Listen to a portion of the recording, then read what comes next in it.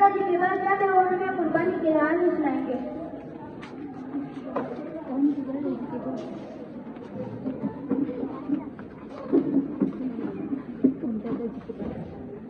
دادا جی ہم عید الاضحیٰ کیوں مناتے ہیں اور جانوروں کو کیوں ذبح کرتے ہیں؟ میں آپ کو بتاؤں گا لیکن سب سے پہلے میرے کمرے سے میری کتاب لے کر آؤں.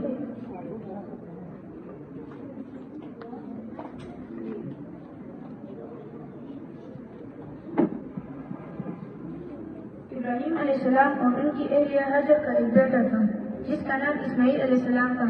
اسماعیل علیہ السلام بچپن ہی سے فرمانبردار تھے. ابراہیم علیہ السلام نے اللہ تعالیٰ کے حکم پر حاجر اور اسماعیل کو ایک صحرا میں چھوڑ دیا. بچوں، آپ کو پتہ ہے کہ صحرا میں رہنا کتنا مشکل کام ہے.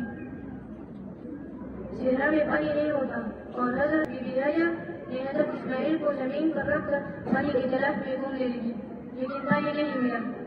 پھر جب حضرت اسماعیل علیہ السلام اپنے پاؤں پٹک رہے تھے ادھر سے ایک نہر ابی زمزم کی نہر کھلی اور آپ جب یہ ابی زمزم پیتے ہیں یہ اسی حضرت اسماعیل علیہ السلام کے پاؤں پٹکنے سے شروع ہوا تھا.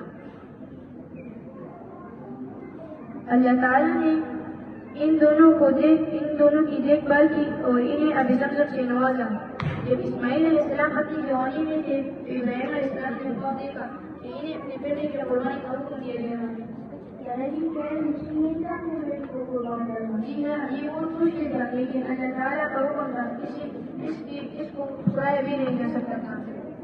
انبیاء علیہ السلام کے خواب اللہ جل جلالہ کی طرف سے ہوتے ہیں اور وہ سچے ہوتے ہیں، اس لیے ان کو معلوم تھا کہ یہ اللہ تعالیٰ کا حکم ہے.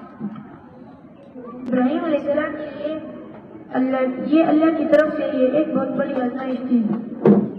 دادا جی اس نے اپنے بیٹے کو کیوں قربان کیا؟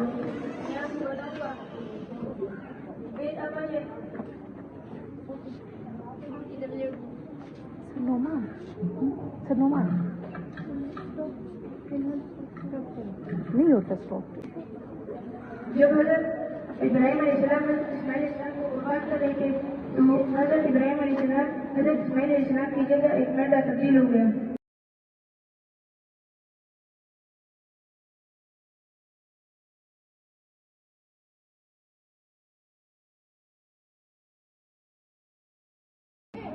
اور تب سے ہم قربانی کی سنت کو پھر پسند ہیں.